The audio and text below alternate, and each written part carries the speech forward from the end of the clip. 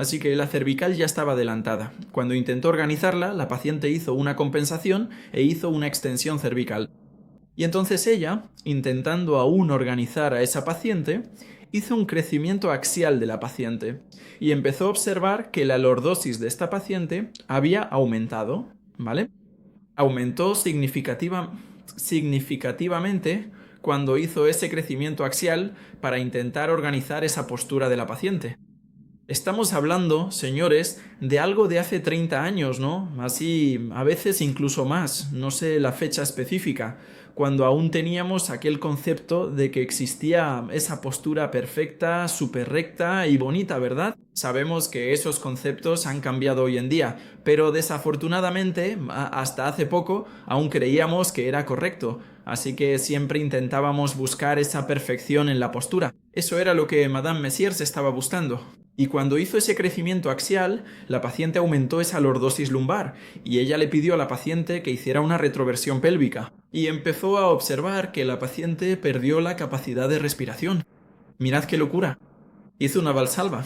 Así que la paciente, tras esa organización corporal, esa paciente perdió esa capacidad funcional, incluso de respirar. Así que esa fue la primera idea de esta fisioterapeuta, de Madame Messiers, de que empezó a entender que nuestro cuerpo funciona como si fuera una cuerda, está todo interconectado. Entonces tiras de aquí, viene hacia acá, tiras de aquí, otra estructura también es arrastrada, ¿cierto? Porque nuestro cuerpo es completamente único e indivisible, inseparable. Así que esa fue una de las primeras ideas que tuvo Madame Messiers y empezó a entender que los problemas que tenemos en nuestro cuerpo, por ejemplo de dolores, no vienen aislados, sino que vienen asociados. Porque cuando intentas organizar a la paciente aquí en una estructura específica, otra región lejana se descompensa, ¿vale? Así que se fue observando a través de estos estudios y de estas observaciones, de estas consultas en el consultorio, ese vínculo, ¿vale? De esa conexión, de esas conexiones anatómicas.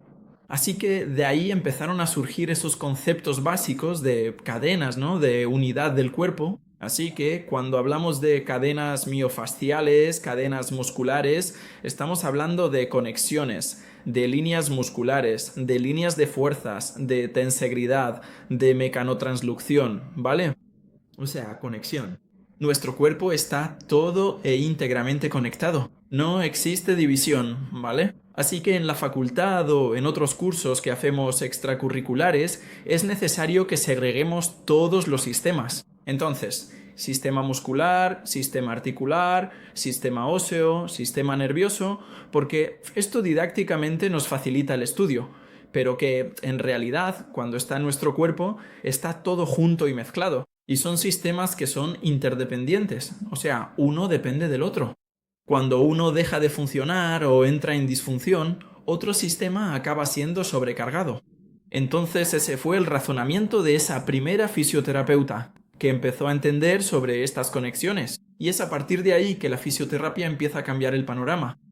Porque al inicio de nuestra carrera, al inicio de nuestra profesión, básicamente la fisioterapia giraba en torno a hacer un estiramiento, parafina, esa rueda de hombro, ¿no? Para tratar el hombro de un paciente, poner una pesita allí para que el paciente se tumbe en la camilla, haga ese movimiento para mejorar una bursitis, por ejemplo, ¿no? Entonces era básicamente eso con lo que salíamos de la facultad, estos conocimientos, ¿vale? Que fue lo que dio inicio a nuestra profesión, pero que lamentablemente son conocimientos muy superficiales y que sabemos que no tienen un resultado significativo.